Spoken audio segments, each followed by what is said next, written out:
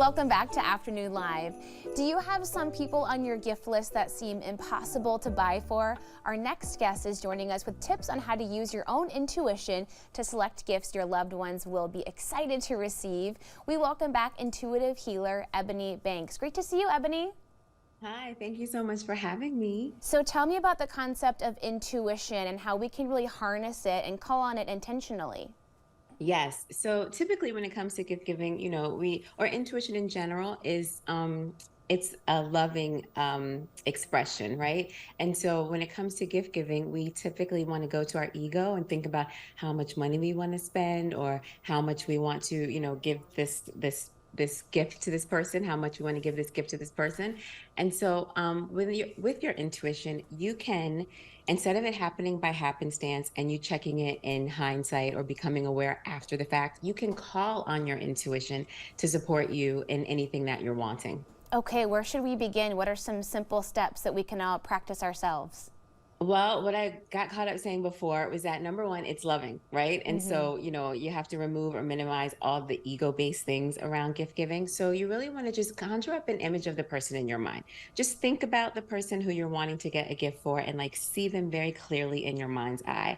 And then really just write down the first three things that come to mind when you think about this person. Not three gifts necessarily, but three things, right? Like maybe you associate it with a food that the person likes or an experience that you had with the person. Whatever comes to mind, you want to write down those first three immediate things that come to mind. Okay, and then where do we go with those three things?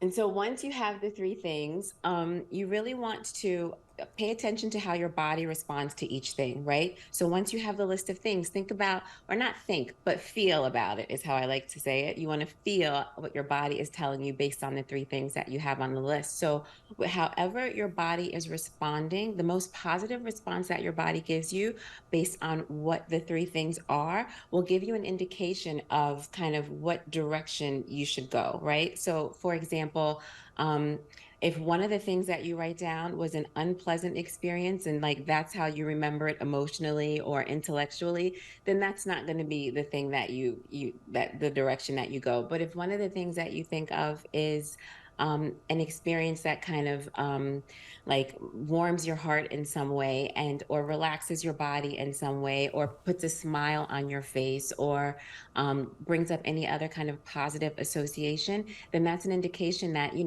there's something more there for you that you can connect to what it is that would please this person in terms of gift giving, because you want the focus to be on gift giving, but you're kind of going about it in an indirect way. Does that make sense? Totally. So you're kind of taking all those thoughts and feelings and then having that be your guide to an eventual gift that you can purchase or find somewhere. Yes, yes. And so it's kind of like a step. And so then the third step, once you have run through, the way that your body is feeling based on what those experiences are that you wrote on the paper, whatever it is that you wrote down, then you really want to think about like what gift specifically you want to think about gifts now that you could associate with those things. And again, like the first things that come to mind. And don't think about price. Don't think about any of the ego-based things or how difficult it would be to get the gift or, if it's something that takes time, or has to come from another country, like don't let any of those kind of things get in the way. You just want to stay in the true nature of like whatever is coming up for you in that moment. Okay, so then after you've kind of brainstormed and you've got maybe some pie in the sky ideas for gifts, can you kind of hone it in from there and then kind of reassess what would work best for you as the gift giver and the recipient together?